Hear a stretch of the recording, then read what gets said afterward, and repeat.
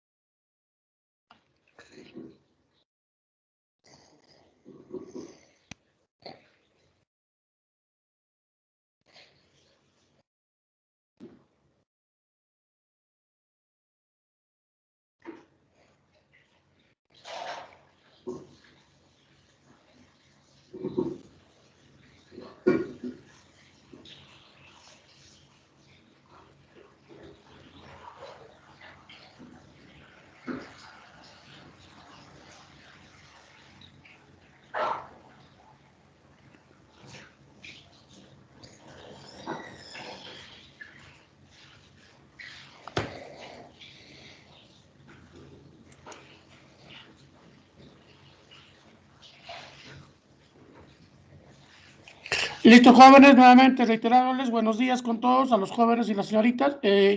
Entramos a la semana número 3, cuyo título tiene 3 subtemas, lo que es la ciudadanía, el régimen democrático y los partidos políticos. ¿Ya? Entonces empezamos con lo que es la ciudadanía. La ciudadanía, una definición dice, es la nueva condición que tiene una persona al llegar a una determinada edad. En el caso del Perú, vamos a ver, esa edad es 18 años. A ver, los que de repente en el salón hay ya algunos jóvenes, los señoritos que son ya ciudadanas o ciudadanos. Les pregunto, cuando ustedes tengan la calidad de ciudadano, ¿qué derecho van a tener que no tienen ahora los que son menores de edad? Al voto. El derecho a votar, el derecho de elegir y ser elegido para un cargo público, el derecho de participar en referéndum, revocatoria, remoción y otras acciones de tipo político. Entonces, esos derechos aparecen cuando uno tiene la calidad de ciudadanos o ciudadano. Pero también, cuando uno tiene la calidad de ciudadano, pasa lo siguiente. Todos los derechos que tú tienes, lo vas a ejercer ya directamente. No a través de tus padres, sino directamente ya. ¿Qué derechos? Por ejemplo, los derechos civiles, los derechos económicos, los derechos laborales, los derechos sociales, por ejemplo. En otras palabras, cuando tú llegues a la edad de 18 años, acaba lo que se llama la patria potestad. Y te conviertes en un ciudadano con todos tus derechos, pero también vas a asumir tus deberes. A ver, vamos al ejemplo. Una menor de edad que tenga 14, 15, 16, 17, les pregunto, ¿podría firmar un contrato? No, profe. La respuesta es no. ¿Y por qué? Porque no tiene la condición de ciudadana, pues. Entonces, cuando ya tenga más de 18, ahí sí, normal firma su contrato y se compromete a cumplir ese contrato. Entonces, eso me da la condición de ciudadana o ciudadano. Reitero, aparecen nuevos derechos de tipo político, pero a su vez asumo y ejerzo todos mis derechos directamente, civiles, laborales, económicos y otros. En la diapositiva dice, ¿qué es la ciudadanía? Es la relación política que se establece entre la persona y el Estado, por el cual se establecen derechos y deberes, pero de tipo ya, en este caso, de tipo político. Muy bien. Requisitos para ser ciudadano. En el Perú solamente se pide 2 requisitos. Tener nacionalidad peruana y ser mayor de edad. Reiteramos, ¿cuál es esa mayoría de edad en el Perú? Es la edad de 18 años. Con estos 2 requisitos, ya yo soy ciudadano o ciudadano. Pero el detalle es que yo solamente teniendo estos 2 requisitos, no puedo ejercer mis derechos ciudadanos. Por ejemplo, ir a votar. Entonces, para hacer eso, para ejercitar mis derechos, necesito 2 requisitos más, podríamos decir. Uno, debo inscribirme en el registro electoral, que el día de hoy se llama el RENIEC. Y una vez que me inscribo, esta institución me va a otorgar, me va a dar mi DNI. Entonces, con estos documentos ya soy un ciudadano en ejercicio. Les pregunto, a ver, un caso teórico. Vamos a suponer que ustedes conocen o tienen un amiguito o una amiguita que tiene 20 años y saben que es peruano, tiene nacionalidad peruana, porque en algún momento él les enseñó su acta o partida de nacimiento. Listo. Pero el detalle es que ese amiguito o esa amiguita nunca fue al RENIEC y nunca obtuvo su DNI. La pregunta es, ¿qué es tu amiguito o amiguita? Les pregunto, ¿es ciudadano o no? A ver, ¿qué dicen ustedes? ¿Será ciudadana o no? Solamente tiene 20 años y es peruano, nada más. Sí, profesor. ¿Es ciudadano o no? O sea, si es que está escrito en la Ya, RENIEC, la pero no tiene respuesta DNI, es es ciudadano. ciudadana. Es ciudadano, pero el problema es un ciudadano o ciudadana sin ejercicio. Podríamos decir que es un ciudadano pasivo, inactivo. ¿Por qué? Porque no puede ejercer sus derechos ciudadanos. En cambio, si se va a inscribir y tiene su DNI, podríamos decir que es un ciudadano en ejercicio, en actividad. ¿Ve?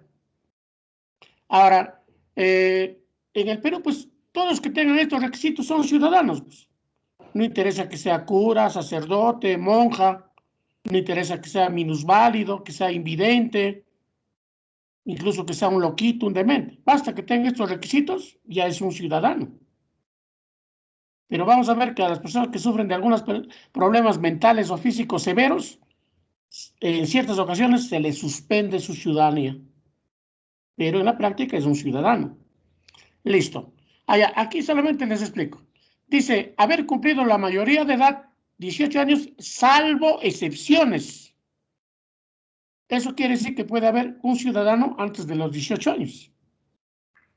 Y de acuerdo a la ley hay 2 condiciones o en 2 casos. Uno, cuando un adolescente mayor de 16 años contrae matrimonio. Entonces, en ese momento, automáticamente se está convirtiendo en ciudadano. Y 2, cuando otro adolescente de 16 años obtiene un título oficial que le permite trabajar o mantenerse solo o sola, también se convierte en ciudadano. En otras academias le llaman la emancipación. Pero ese título mayormente es un título de área técnica, pues, no de repente cosmetología, industria del vestido, para los varones de electricidad, de electrónica, algo así. Pero que te haya dado un documento acreditado. Pues. Entonces, con eso vas a RENIEC y también te podrías convertir en ciudadano antes de los 18 años. Pero lo normal en el Perú es pues, tener la edad de 18. Pues. Ese es lo normal. ¿Ya? Listo. Nos vamos a lo que es derechos ciudadanos. Primer derecho del ciudadano, elegir y ser elegido para un cargo público. Un cargo de elección popular. Ejemplo, congresista, alcalde, presidente de la República. 2. El derecho al voto. Acá nos detenemos un ratito. El voto en el Perú es un derecho y es un deber. Es decir, que estamos obligados a ir a votar. Pues. Se supone que a partir de los 18 años, y la pregunta es, ¿hasta qué edad es obligatorio el voto en el Perú? 65, A ver, profe. 55, no. No, 65 digo. 65 tampoco. Ah, Es un no. poquito más. Entonces dice, deduzco rápido. ¿Dónde, Entonces, profe? en el Perú es obligatorio el voto hasta los 70 años de edad. Hasta ahí es obligatorio. Ahora viene la pregunta, y profesor, ¿y después de los 70 ejemplo, que tenga mi abuelito de 75, 80, 90 años, el voto para ellos, ¿qué cosa es? Facultativo. Ahí está la palabra correcta. La señora dice, profesor, simple, es facultativo. Ahora, no entiendo qué es facultativo, en otras palabras, es opcional, libre, voluntario. Pero después de los 70 años de edad. Ahora, aquí me había olvidado algo. A ver, recuerden, ¿qué grupo de peruanos solamente tienen el derecho de elegir, pero no ser elegidos? Los militares, profesor. ¿Ya? ¿Quiénes son? Ya, entonces la respuesta es los policías y militares en actividades. Ellos no tienen el derecho de ser elegidos, pero sí pueden elegir, tienen derecho a votar. ¿Hasta cuándo? Hay tres posibilidades. Uno, hasta que cumplan su tiempo de servicio. Ejemplo, Urresti. Dos, cuando renuncian voluntariamente a su institución, entonces al hacer eso, al toque también pueden ser elegidos. Y tres, cuando su institución le dé de baja. Y, profesor, ¿qué significa le dé de baja? Es decir, que le invitan a retirarse de la institución, pues, porque ya tiene el tiempo de servicio suficiente, le pagan su pensión, todo, pero ya le invitan a retirarse, es decir, lo sacan de la institución. Pues. Ejemplo, Ollantumala. Ollantumala fue pues un soldado, pero fue retirado del ejército. Y al retirarle del ejército, obtuvo nuevamente su derecho de ser elegido. Por eso llegó a ser presidente del Perú. Listo. Desde 1993 en el Perú han aparecido nuevos derechos ciudadanos o políticos. Los derechos de participar en los asuntos públicos del Perú a través de participación ciudadana y control ciudadano. Este tema lo vamos a desarrollar más adelante, ¿ya? Más detenidamente. Pero también son derechos de tipo político. Muy bien. Elecciones en el Perú. En el Perú hay 5 clases de elecciones. Elecciones nacionales o generales, que hace poquito hemos visto el 11 de abril, que incluye 3 tipos de elecciones. Elección para elegir al presidente de la República, a los congresistas de la República y a los parlamentarios andinos. Y luego tenemos las elecciones regionales y municipales o locales. Entonces vamos a recordar rapidito. En las elecciones nacionales decimos, elegimos a un presidente y 3 vicepresidentes para un periodo de 5 años. Elegimos a 130 congresistas igual para un periodo de 5 años. Elegimos a 5 parlamentarios andinos titulares y 10 suplentes, igual para un periodo de 5 años. A ver, ahí agregamos, participamos. ¿Cuál es la edad mínima para ser presidente del Perú? 35. 5 años. 35 años, correcto. ¿A ser congresistas? Mayor de 25. Edad mínima. ¿Cuál será? Edad mínima para ser congresista de la República. Entonces la respuesta es 25 años. Igual que para parlamentario andino, 25 años. ¿Está bien? Entonces 35 para presidente, 25 para congresistas y 25 para parlamentarios andinos. Acá, por favor, quiero que escuchen, no vaya a venir en el examen de admisión o en el mismo CEPRE. El 11 de abril, los ciudadanos hemos elegido a 130 congresistas que representan a diferentes departamentos del Perú, pero que al final son representantes del pueblo, representantes de la nación. Escuchen lo que les voy a decir. De los 130 congresistas que hemos elegido este 11 de abril, dos congresistas han sido elegidos por los peruanos que están en el extranjero. Es decir, el peruano que se encuentra en Italia, en Francia, España u otros sitios, ellos han elegido a sus 2 congresistas. Entonces, a partir de este congreso que se forma el 28 de julio, 2 congresistas de la República van a representar a los peruanos que están en el exterior. Recién a partir de este congreso que viene. Listo. En las elecciones regionales elegimos a un gobernador regional y a un vicegobernador, nada más. No es 2 vicegobernadores, es un solo vicegobernador. Y elegimos a los consejeros regionales, 1 por cada provincia. ¿Edad mínima para ser gobernador? A ver, Un cálculo, repito. 25. A 25 años de edad, pues, mínimo, edad mínima. Listo, igual para ser vicegobernador. Ahora nos vamos al último. Alcalde y regidores. Edad mínima para ser alcalde. A ver, recordemos. Edad mínima para ser alcalde. Ya, edad mínima para ser alcalde, dice la ley, ser ciudadano en ejercicio. ¿Y a qué edad ser ciudadano en ejercicio? A la edad de 18 años. Entonces puede haber un alcalde en el Perú que tenga la edad de 18 años. Pues, o regidor. Ahora, esta pregunta que viene bastante en el examen, les pregunto.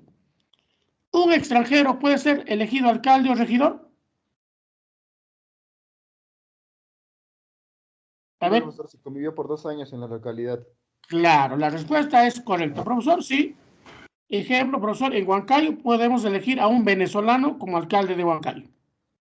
La ley dice que un extranjero puede ser elegido alcalde en cualquier parte del Perú, excepto en zona de fronteras. ¿Dónde? Por ejemplo, no puede haber alcalde extranjero en Tacna, en Tumbes, en Puno y en los distritos que colindan, pues, de repente con Brasil, con Colombia. Ahí debe ser peruano de nacimiento. Y como dice el joven, profesor, ¿pero qué tiempo debe vivir en la localidad ese extranjero? Por lo menos 2 años. Por lo menos 2 años. Muy bien.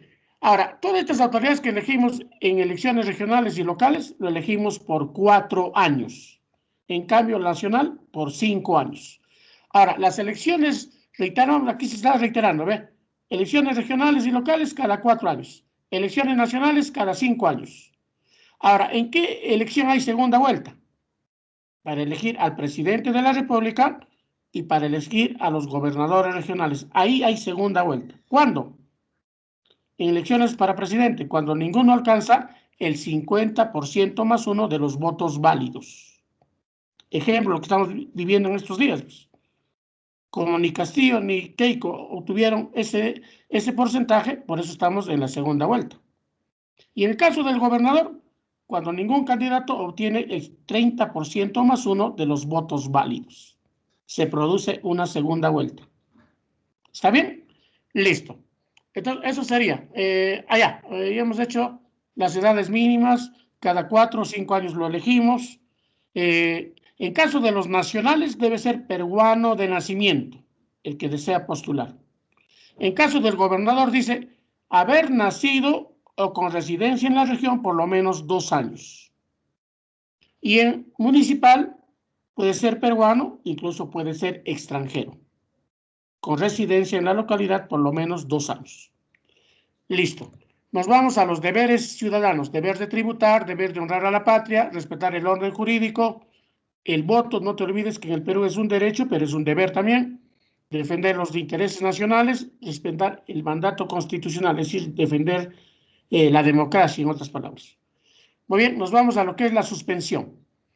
Los derechos ciudadanos pueden quedar suspendidos por 3 motivos. 1, por resolución judicial de interdicción que lo da un juez. ¿Para qué? Para toda persona que tenga algún problema mental o físico, que no le permita pues, ejercer directamente sus derechos. Ejemplo, en aspecto mental, un loquito, un demente, un orate, un viejito que está en deterioro mental, una persona que sufra de autismo. Esos son, ejemplo, serían pues de cosas mentales. Cuestiones físicas, que quede cuadrapléjico, que quede en estado de coma, que se le produzca un derrame cerebral. En todos esos casos, el juez le declara interdicto. ¿Y qué es interdicto? Incapaz. 2, por sentencia con pena privativa de la libertad. Cuando una persona cometió un delito, se le procesa y el juez le condena a cierto tiempo a la cárcel, entonces, mientras él cumpla la condena en la cárcel, no puede ejercer sus derechos políticos. ¿Hasta cuándo? Hasta que cumpla su condena. Pero aquí el detalle es que debe tener una sentencia. Debe ser sentenciado. A ver, vamos con el ejemplo. ¿Por qué Keiko está postulando incluso a la presidencia de la República si tiene una denuncia por corrupción? Incluso ya su proceso creo va a empezar ya. ¿Pero por qué está postulando? ¿Por qué estará postulando? Porque no está sentenciada. Ahí está, pues la respuesta es correcta, ¿ve? Profesor, simple, porque no tiene sentencia, pues. No tiene sentencia, pues, ¿ve? Entonces, la clave ahí es que debe tener una sentencia, una condena por parte de un juez. Muy bien, y finalmente se suspende también por sentencia con inhabilitación de los derechos políticos. Aquí en la diapositiva está el último ejemplo, pues. Inhabilitan por 10 años al expresidente Martín Vizcarra. ¿Y por qué? Por el caso de las vacunas, que a escondidas había vacunado él, su esposa, su hermano, abusado del poder, todo eso. ¿Y quién le ha castigado? ¿Quién le ha inhabilitado? El Congreso de la República.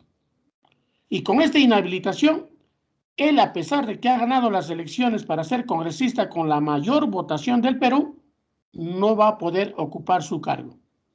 ¿Y por qué? Porque ha sido inhabilitado por 10 años. Ahora, él ha presentado una acción de amparo, pero esa acción de amparo pues lo tiene que ver un juez y es cuando será en el Perú. De repente, cuando está terminando ya los 5 años, sale a favor su acción de amparo. ¿Pero para qué? Pues, ya terminó su periodo de gestión.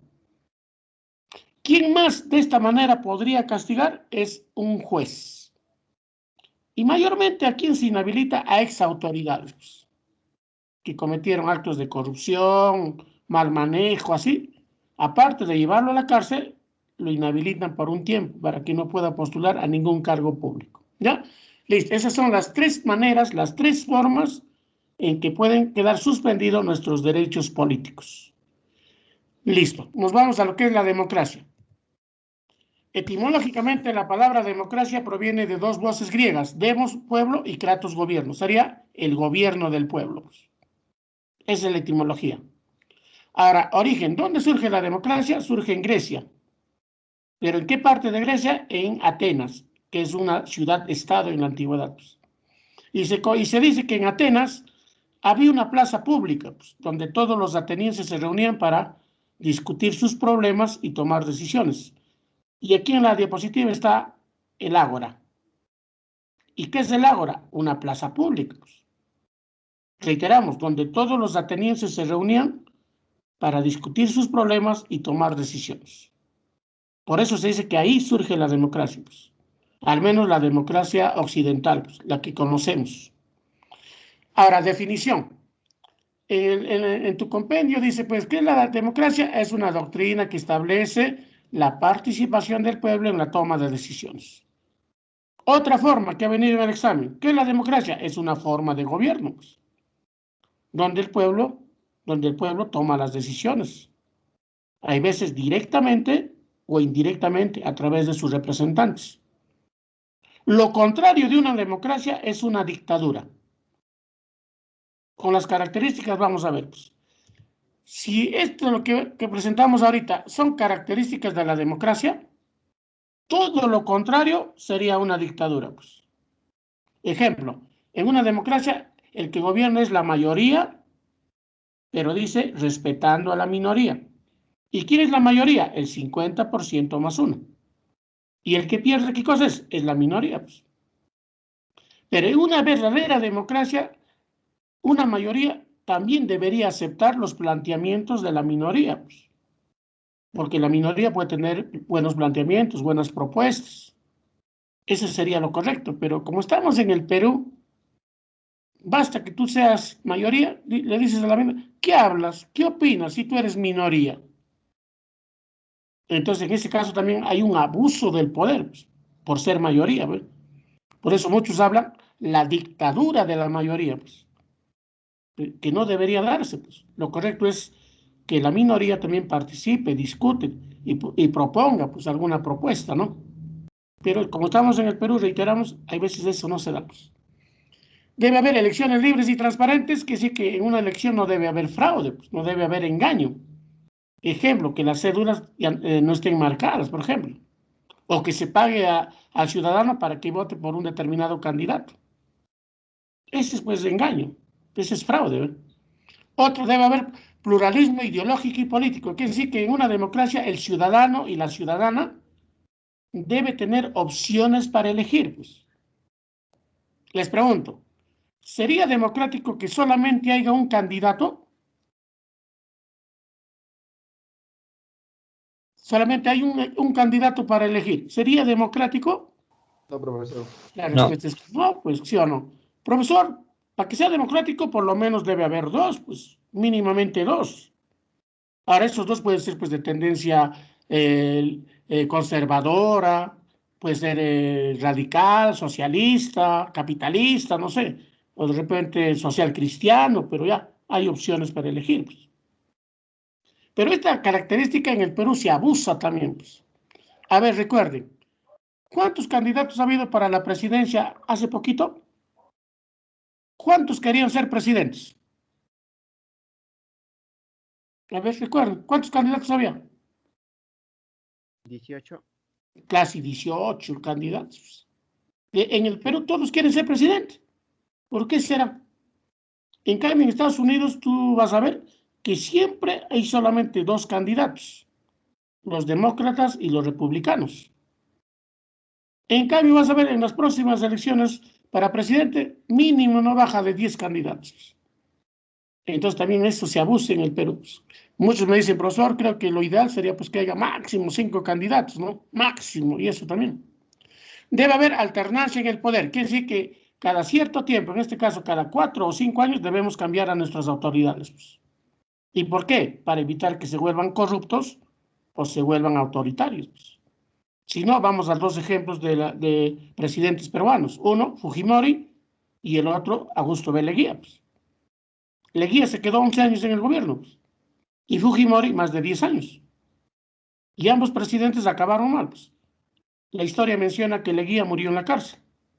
Y dos, Fujimori también está ahorita en la cárcel.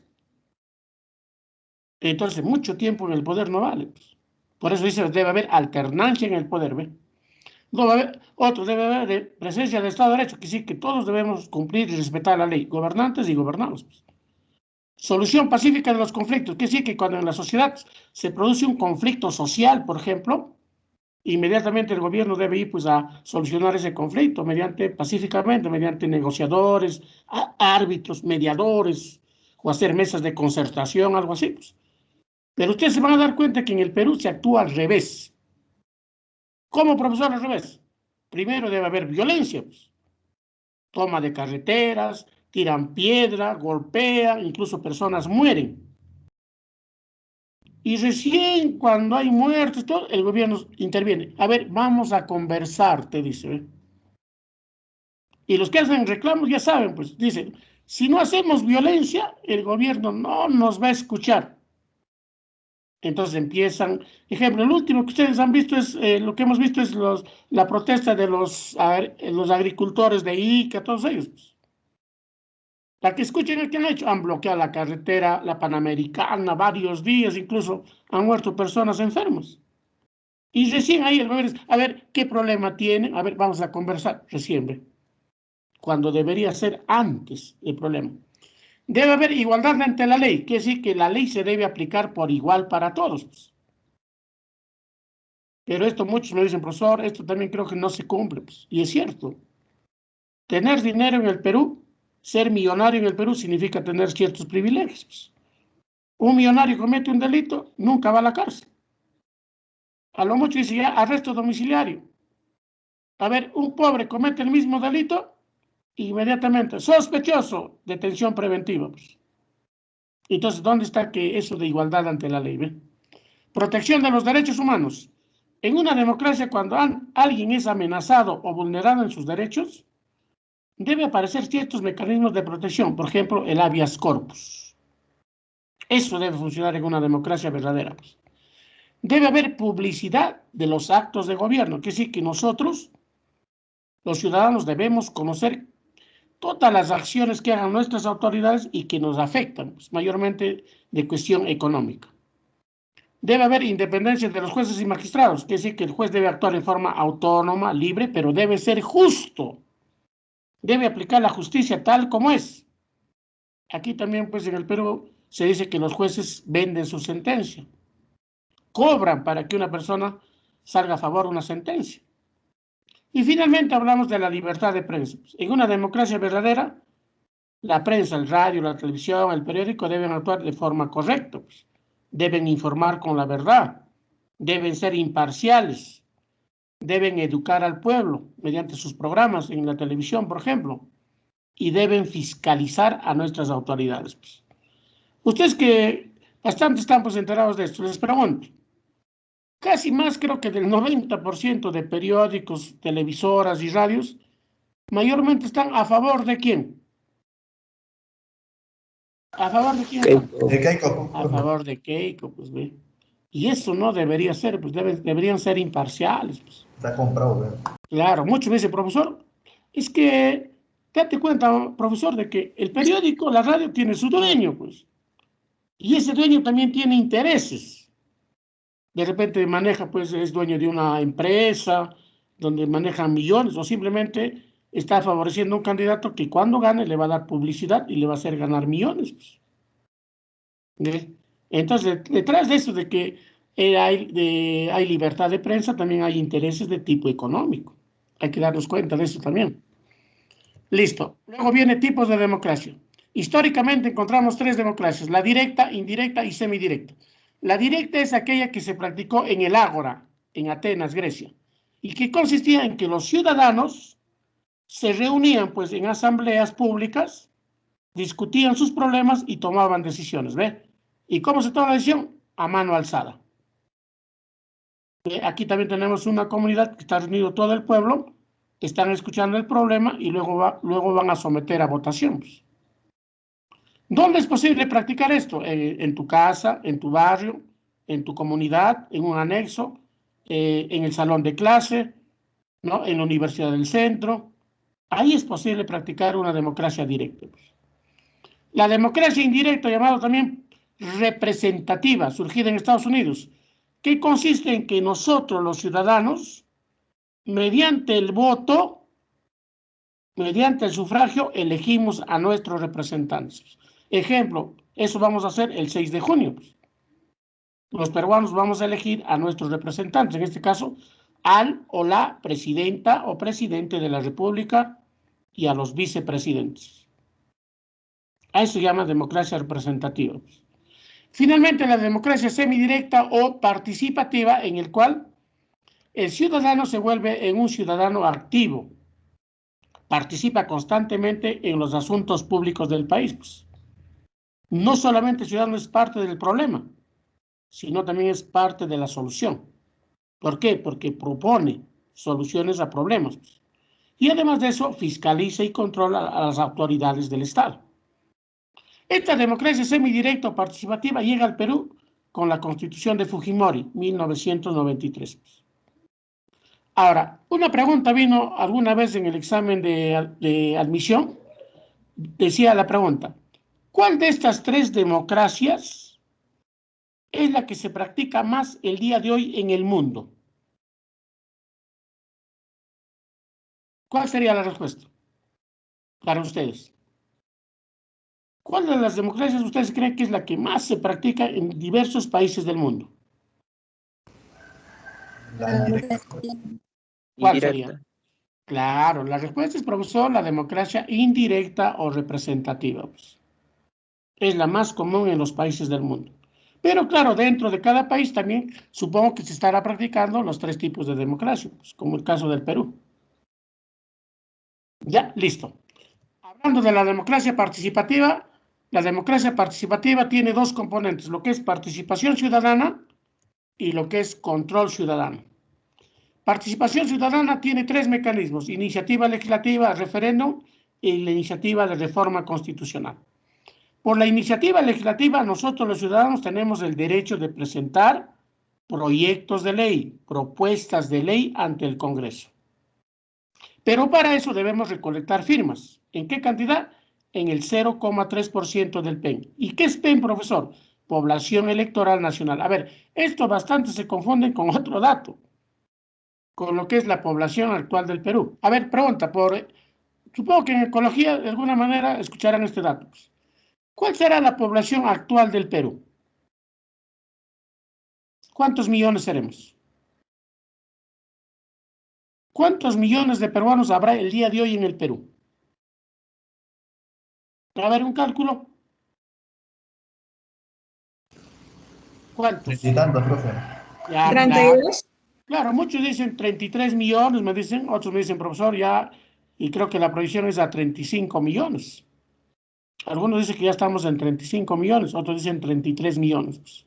A ver, vamos a suponer que seamos 33 millones. Pues. Les pregunto, ¿los 33 millones son ciudadanos? A ver, la pregunta es, ¿los 33 millones son ciudadanos? No, profesor. La respuesta es no. No. ¿Por qué, profesor? No Porque necesariamente. dentro de esos 33 millones están menores de edad. Entonces, sacando a los menores de edad, ¿cuántos ciudadanos quedaremos? Esta cifra lo ha dado hace poquito la OMPE. Pues. En otras palabras, el 6 de junio, ¿cuántos ciudadanos deberíamos ir a elegir? Deberíamos ir a votar.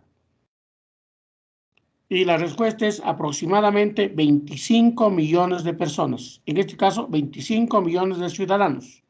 Esos 25 millones de ciudadanos es el PEN, es la población electoral nacional.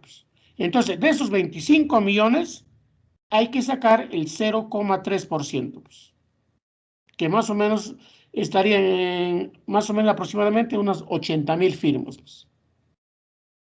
Y con eso, entonces, más mi proyecto de ley, más mis firmas, eso lo voy a presentar al Congreso, para que el Congreso lo reciba, lo debata y puede convertirse en una ley. Ahora, ¿para qué temas yo puedo pedir o presentar proyectos de ley? Para cualquier materia, ejemplo, temas de salud, de educación, de turismo, de minería, de medio ambiente, de todo tema. Pero la ley me dice, excepto tributos ni presupuesto. Ejemplo, no podría presentar un proyecto de ley para que se anule un tributo. Por ejemplo, el IGB. No puedo presentar para ese tema, pero sí para otros temas. ¿Ve? Listo, el referéndum. El referéndum es la consulta que se hace al pueblo para que este pueblo, mediante su voto, exprese su voluntad de aceptar o rechazar algo. ¿Cuántas firmas debo presentar? El 10% del PEN. Es decir, el día de hoy sería más o menos 2,5 millones de firmas. ¿Para qué puedo presentar proyectos de ley? Uno, para ratificar o rechazar normas con rango de ley. Ejemplo, un decreto de urgencia, la propia ley, una ordenanza municipal, algo parecido. ¿eh? También puedo presentar un referéndum para aprobar o rechazar una constitución política. Y el otro dice para el proceso de descentralización. Esto quiere decir que si en un futuro el gobierno nos consulta si queremos unirnos a otro departamento, va a ser a través de un referéndum para formar las llamadas macroregiones. Ahora, pero aquí también hay un excepto, profesor, pero ¿para todo tema puede presentar referéndum? No, la ley te dice, excepto, ¿para qué no? Para disminuir los derechos humanos. Ejemplo, no puedo pedir un referéndum para que no haya el derecho a la educación. ¿Por qué? Porque es un derecho humano. No puedo presentar un referéndum para anular un tratado que esté en vigencia. Ejemplo, muchos de ustedes han estudiado historia, saben que pues mediante un tratado que el Perú firmó con Chile, Chile nos ha quitado varios territorios. Ejemplo, Arica, Tarapacá. Y muchos dicen, profesor, ¿podemos anular ese tratado a través de un referéndum? La respuesta es no. ¿Por qué? Porque ya está en vigencia. Y finalmente, tampoco podemos pedir un referéndum para anular un tributo. Pues. Ejemplo, el IGB u otro tributo. ¿eh? Listo. Y finalmente, vamos a la iniciativa de reforma constitucional. Es cuando nosotros los ciudadanos tenemos el derecho de solicitar, de pedir que se modifique, que se cambie la Constitución en forma total o en forma parcial. ¿Y cuántas firmas hay que recolectar? El 0,3% del PEN, es decir, igualito que el primero. ¿eh? Ahora, ¿qué parte de la Constitución puedo pedir que se cambie? Casi todas las partes de la Constitución, donde están los poderes del Estado, donde está el régimen económico, todas partes, excepto cuál no, aquellos que disminuyan los derechos humanos. Es decir, donde están los derechos humanos, no se puede pedir que se modifique. Pues. La semana que viene vamos a estudiar. ¿Y en qué parte de la Constitución está esa? Está donde están los derechos. Se llama la parte dogmática. Esa parte no podemos pedir que se cambie. ¿Ya? Listo. Ahora nos vamos a lo que es control. En control ciudadano tenemos 3 mecanismos: revocatoria, remoción y rendición de cuentas. La revocatoria es el mecanismo por el cual nosotros pedimos la destitución de una autoridad elegida por el pueblo, pero que lamentablemente se aplica solamente a algunos. ¿Ah? ¿A quién se le puede aplicar revocatoria? 1, a los gobernadores regionales y consejeros regionales. ¿Quién más? Alcaldes y regidores y el juez de paz. Solamente a ellos se puede pedir revocatoria. No podemos pedir revocatoria ni a presidente, ni congresistas, ni parlamentarios andinos. ¿Y por qué? Porque la ley lo ha excluido a ellos. Es por eso que creo que uno de los candidatos está pidiendo que la revocatoria debería aplicarse para todos elegidos por el pueblo, es decir, presidente, congresista. Está solicitando que haga esa incorporación. Ahora, para pedir consulta de revocatoria debemos recolectar el 25% del PEG. ¿Qué es el PEG? Población electoral de la jurisdicción. ¿Y qué es jurisdicción? La jurisdicción tiene 3 niveles. Puede ser regional, provincial o distrital. A ver, vamos al ejemplo. Dice así: ciertos pobladores del Tambo están pidiendo que en esa localidad se dé una consulta de revocatoria para sacar a su alcalde. Entonces la ley le dice: pobladores del Tambo, ustedes tienen que recolectar 25% de firmas, pero acá viene la pregunta: ¿de qué nivel? ¿Regional, provincial o distrital? Entonces me hago la pregunta: ¿qué es el Tambo? Distrito, creo, profe. Ahí está, pues, al toque, profesor, es un distrito. Ya, entonces debemos sacar el 25% solamente del distrito del Tambo. Nada más. Si se tratara del alcalde de Chupaca, debería sacar el 25% de la provincia de Chupaca. Y finalmente, si se tratara del gobernador regional, tendría que sacar el 25% de firmas del departamento o de la región Junín. Entonces, eso va a depender de la autoridad que se trate. Y cuando hay consulta de revocatoria, solamente ahí está la cédula, ¿ve? Te van a hacer solamente 2 posibilidades: el sí o el no, ¿ve? Entonces dice la pregunta: ¿estás de acuerdo que se le revoque a tu alcalde? Entonces los que están de acuerdo se marcarán el sí, pues. Y los que no dicen, no estoy de acuerdo, marcarán el no. Si gana el sí, recién el alcalde sale, pues. Pero si gana el no, la autoridad se queda en el cargo, pues. ¿Ve? Va a depender también eso. Y finalmente, ¿cuándo podemos pedir revocatoria? Solamente se puede pedir revocatoria en el 3er año de gestión. Nosotros sabemos que el gobernador y el alcalde son elegidos por 4 años. Entonces, ¿cuándo se aplica revocatoria? Recién en el 3er año. No puedo primero, segundo ni 4 años. Solamente procede en el 3er año. Listo. La remoción es parecida a la revocatoria. Es el mecanismo que nos permite destituir, pero dice autoridades designadas por el gobierno central, regional o local. ¿Y qué significa designadas? Designadas significa nombrar directamente a una persona. Es decir, que la autoridad nombra a una persona de confianza. Otros dicen nombra a dedo, que también es correcto. Ejemplo: el presidente de la República, ¿quién nombra? Así, un personal de confianza en los departamentos o regiones. Nombra al prefecto regional. Nombra al subprefecto provincial. Nombra al subprefecto distrital, ¿ve? El presidente de la República. Y mayormente, ¿quién nombra? Será pues a su personal de confianza. Pues. El gobernador regional, ¿a quién nombra como personal de confianza? Al director regional de salud, al director regional de educación, al gerente regional, al administrador regional. A ellos nombra, pues, así a dedo nomás, de confianza. Y finalmente, el alcalde, ¿a quién puede nombrar? Ejemplo, el alcalde nombra al director municipal, al gerente municipal. A ellos lo pueden nombrar, ¿ve? Entonces, a esas personas se llama autoridades designadas, pues. Y para sacarlos a ellos solamente necesitamos recolectar firmas. ¿En qué porcentaje? En el 50% del PEG, población electoral de la jurisdicción. Ahora, ¿contra quién no puede presentar remoción? Contra los jefes políticos militares. Son aquellas militares, como dice su nombre, que son nombrados en zonas de emergencia, pues, en ejemplo, en el Brain. ¿Quién lo nombra? El presidente de la República. Pero no le podemos aplicar la remoción. Y finalmente hablamos de la demanda de rendición de cuentas. ¿Qué significa en simples palabras? Es interrogar, es cuestionar, es preguntar a nuestra autoridad, pero ¿sobre qué tema?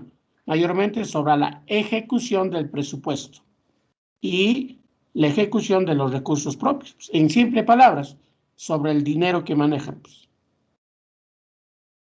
Ahora, ¿cuántas firmas debo recolectar para pedir demanda de rendición de cuentas? El 10% del PEG. Pero acá viene una pregunta adicional. ¿Pero a quién se puede aplicar la demanda de rendición de cuentas? Es decir, nosotros a quién le podemos exigir que nos explique sobre esto. Solamente podemos pedir rendición de cuentas ¿a quién? Al que se le aplica revocatoria y al que se le aplica remoción. Es decir, al gobernador, al alcalde, de repente al gerente regional, al director regional de salud, a ellos nada más. No le puedo pedir rendición de cuentas al presidente, al congresista, al ministro, no puedo. Solamente a ellos. Y finalmente dice, el pliego interpelatorio, es decir, el documento que nosotros vamos a enviar para que nos responda la autoridad, no debe contener frases ofensivas. Pues. Es decir, que tú no puedes escribir algo malo, insultarle así a la autoridad. Pues. No puedes. Ya, esta pregunta, un favor, ha venido en el último examen de admisión, la siguiente pregunta. En algún libro se habla de clases de rendición de cuentas. Existe una rendición de cuentas vertical y existe una rendición de cuentas horizontal. Cuando nosotros los ciudadanos, escuchen, exigimos que nuestra autoridad nos explique sobre lo que estamos haciendo, sobre el presupuesto que manejan, estamos haciendo uso de la rendición de cuentas vertical. En cambio, cuando es rendición de cuentas horizontal, es cuando un organismo del Estado es la que exige que se le explique cómo están ejecutando el presupuesto que les ha asignado el Estado. ¿Y quién es ese organismo? La Contraloría General de la República. ¿Está bien? No te olvides entonces. Lo que nosotros los ciudadanos hacemos se llama rendición de cuentas vertical. En cambio, cuando la Contraloría exige a la institución, incluso la audita, todo, ¿no? Le fiscaliza, está haciendo rendición de cuentas horizontal. Listo. Ahora nos vamos a dos temas más. Hay dos temas más de participación ciudadana, lo que es el presupuesto participativo y las audiencias públicas de rendición de cuentas. Ya, por presupuesto participativo quiere decir que nuestra autoridad regional, en este caso el gobernador y los alcaldes, están en la obligación de coordinar con los ciudadanos, con los vecinos de la región, de la provincia o del distrito, qué obra van a realizar en el presente año, por ejemplo. En otras palabras, el alcalde de Chilca, por ejemplo, solito ya no puede decidir qué obras hacer en ese distrito. Entonces, ¿qué hace el alcalde? Convoca a todos los vecinos de su distrito para que presenten proyectos para qué obra quieren hacer. De repente algunos piden pues agua y desagüe, otros piden que se construya un parque, otros piden que se asfalte su calle, ¿ve? Entonces cada barrio va con su proyecto. Una vez se reúnen en talleres de trabajo, exponen sus proyectos, se discute y ellos deciden qué obra van a hacer. A eso se llama presupuesto participativo.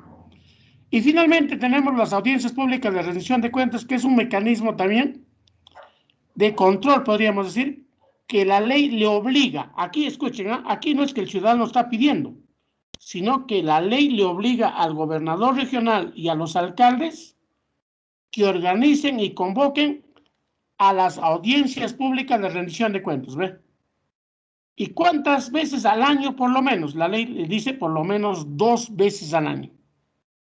Deben convocar a los talleres o en todo caso audiencias públicas donde de igual manera expliquen cuánto dinero manejan qué proyectos están haciendo, qué proyectos ya se terminó, qué proyectos están en plena construcción y qué proyectos tiene de repente para el próximo año. ¿Ve? A eso se llama audiencia pública de rendición de cuentas. Y a lo que ha venido en el examen es, ¿quiénes están obligados a hacer eso? Los gobiernos regionales y los gobiernos locales. ¿Cuántas veces al año? Por lo menos 2 veces al año. ¿Ya? Listo.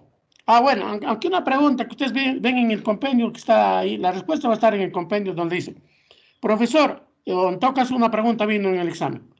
¿Y quiénes deben estar presentes indispensablemente en esta audiencia pública? La respuesta es el gobernador regional o el alcalde. ¿Quiénes más deben estar presentes? La prensa, pues, los medios de comunicación, los ciudadanos interesados. ¿Quién más? Las organizaciones civiles y políticas.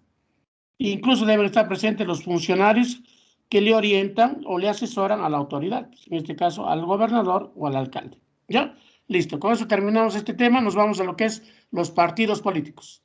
Se denomina partidos políticos aquel conjunto de dirigentes o de personas que tienen una misma ideología, una misma doctrina y cuyo objetivo es llegar al poder, pues, al poder político y controlar el Estado. ¿Está bien? Los partidos políticos, ¿cuándo surgen con ese nombre de partido? En el siglo XVIII. Y en el Perú surge en el siglo XIX, 1871. ¿Ve? Ahora, todo partido político tiene 2 finalidades, que se traducen en 2 preguntas. La primera pregunta es, ¿cómo llegar al poder? Y la segunda es, ¿qué hacer en el poder? Ahora, la primera pregunta, ¿cómo se podría responder en forma general? ¿Cómo llegar al poder? Uno puede ser democráticamente, otro a través de un golpe de Estado y anteriormente, que en algunos países se ha dado, a través de revoluciones sociales. Ahora, como mayormente el día de hoy se habla pues de democracia, entonces, democráticamente, ¿cómo yo puedo llegar al poder? Entonces, si nosotros fuéramos parte de un partido político, la pregunta sería, ¿cómo nosotros convenceríamos a la ciudadanía que nuestro partido es la mejor opción? Muchos me dicen, profesor, difundiendo nuestro programa de gobierno, y la respuesta es correcta. Pero la pregunta es, ¿cómo? ¿Cómo difundo mi programa de gobierno? Uno, a través de la publicidad en las redes sociales, pancartas, afiches, pasacalles, publicidad en la radio, no sé, en la televisión, algo así. Otro, lo que lamentablemente estamos haciendo, que es parte, pero lamentablemente se están contagiando. Pues. Ustedes han visto Keiko y Castillo están haciendo mítines. ¿Y qué es meeting? Meeting es la reunión de todos los ciudadanos, ¿no? Pero ahí se están contagiando. Pues. Y el otro es lo que va a haber el 30 de este mes, lo que es debates. Es decir, que el líder debate con el otro líder y escuchando eso, el ciudadano escoge la mejor opción. Pues. Entonces, de esa manera yo puedo llegar al poder. Pues. Ahora, y la segunda pregunta es, ¿qué hacer en el poder? Pues. Ya gané las elecciones, ahora, ¿qué hago en el poder? Pues. Se supone que el partido debe proponer soluciones a los diferentes problemas del Perú. Pues. Si hay problemas en salud, por ejemplo, en el caso de ustedes, no falta oxígeno, falta hospitales, falta médicos. Entonces, el partido político debe darte la respuesta o solución a ese problema. Pues. ¿Cómo va a solucionar el problema, ejemplo, de la pandemia? ¿Cómo piensa conseguir más vacunas, más oxígeno, más todo? Si hay problemas en educación, igualito, debe decir, a ver, esta es la solución a educación. Pues. ¿Y eso dónde se elabora? En un plan de gobierno o programa de gobierno. Listo. Propiamente dicho, un partido político, tenemos solamente 5 ejemplos. Uno, el primer partido político del Perú fue el Partido Civil o Civilista de 1871, fundada por Manuel Pardo y Lavalle. Aquí está la fotografía. Representa a empresarios, comerciantes, terratenientes. Luego tenemos el Partido Socialista de José Carlos María Tiguila Chira. Representa a los obreros y luego la clase media. Luego viene el APRA, llamado también Partido Aprista Peruano, fundada por Víctor Raúl Haya de la Torre. Representa a la clase media y luego los obreros. Luego tenemos el Partido Acción Popular, fundada por Fernando Belaúnde Terry. representante de la clase media. ¿Ve? Y finalmente tenemos el Partido Popular Cristiano, llamado PPC, fundada por Luis Bedoya Reyes, acá está la foto, y que representa a la clase media alta. Muchos siempre le han ligado, pues, que este PPC representa a la clase más pudiente, más rica del Perú. Pues. Ya, de estos 5 partidos, ¿quiénes han participado el 11 de abril? Solamente 2, Acción Popular y el PPC, ¿no? Acción Popular, que era representante, pues, de Johnny Lescano, que todos pensaban que iba a pasar a la segunda vuelta, pero creo que quedó en tercero o cuarto puesto. Y el otro es el Partido Popular Cristiano, representado por Alberto Bengolea. Ahora, ¿qué ha pasado con el PPC? No ha pasado la valla electoral, pues. Es decir, que no ha logrado el 5% de votos nacionales y menos 5 congresistas. Entonces, perdió su inscripción. Pues. En cambio, Acción Popular sí ha pasado, pues va a tener congresistas, todo, ¿no? El APRA tampoco ha participado. El APRA incluso ni participó ya el 11 de abril, pues, porque se demoraron en su inscripción, entonces ha perdido también su inscripción. Tendrá que nuevamente recolectar firmas, todo eso para inscribirse. Finalmente hablamos de los movimientos independientes. Se denominan movimientos independientes aquellos grupos que no teniendo ideología, nada, se reúnen diferentes tipos de personas y cuyo objetivo es llegar al poder. Pues. Nada más. A ver, algunos movimientos independientes. Movimiento Libertad, Mario Vargas Llosa. Cambio 90, Alberto Fujimori, que gobernó más de 10 años el Perú. Unión para el Perú, del ex secretario general Javier Pérez de Cuellar, que este año se ha unido con Antauro. Aunque él ya se ha retirado del partido, pues, pero él es el fundador. Pues. Somos Perú, no está la fotografía, es del ex alcalde de Lima, pues, cuyo representante más conocido es el expresidente Martín Vizcarra. Solidaridad Nacional del ex alcalde de Lima, Luis Castañeda. Este grupo ha cambiado de nombre. A ver, ustedes que están frescos en la mente, ¿cómo se llamaba el movimiento el grupo que le llamaban el Porqui? López Alega. ¿Cómo se llamaba su grupo? Renovación Popular. Ahí está. Renovación Popular es lo que era antes Solidaridad Nacional. Luego tenemos Perú Posible del expresidente Alejandro Toledo, gobernó 5 años. Luego tenemos el Partido Nacionalista del ex militar Ollanta Tazo, que también gobernó el Perú 5 años. Tenemos Fuerza Popular de Keiko Fujimori Gucci, que está ahorita en la segunda vuelta. Peruanos por el Cambio de Pedro Pablo Kuczynski, que llegó a ser presidente, pero renunció al cargo. Este grupo sí ha desaparecido totalmente. Pues. Ya no hay nadie. Luego tenemos el Partido Morado de Julio Guzmán, ¿no? Aquí está, ha entrado al Congreso, creo, con 3 congresistas, pero bueno, ha pasado también la valla, pues, más del 5%. Y finalmente tenemos a un partido que está en la segunda vuelta, pero que no está en la lista. ¿Quién es? ¿Con quién va a competir Keiko? Lápiz, lápiz. Ah, Perú Libre. ¿De quién es su fundador? Lápiz. Es de Vladimir. Ah, Vladimir Cerrón Rojas. ¿Su símbolo? El lápiz. El lápiz. ¿De Keiko? Acá. La K, ¿no? Por eso le dicen la señora K. Listo. Jóvenes, con esto terminamos el tema del día de hoy. Por favor, les voy a pasar la práctica, por favor, la práctica número 3, ¿ya? Que ya está con solucionario, ya está. Ya solamente, por favor, pero hay que verificar. Desarrollas tu práctica y luego lo comparas, ¿ya? Y si por ahí he dado una clave incorrecta, me dices, profesor, esta clave creo que está incorrecta, ¿no? Entonces ya lo rectificamos. Ya, profe, gracias. Ya, sí, jóvenes, listo. Muy bien, ya les envío entonces la práctica. Una consulta, jóvenes. No sé si la señorita tutora o el joven tutor ya les ha informado. El primer examen, ¿cuántos exámenes va a haber en este ciclo? ¿Saben?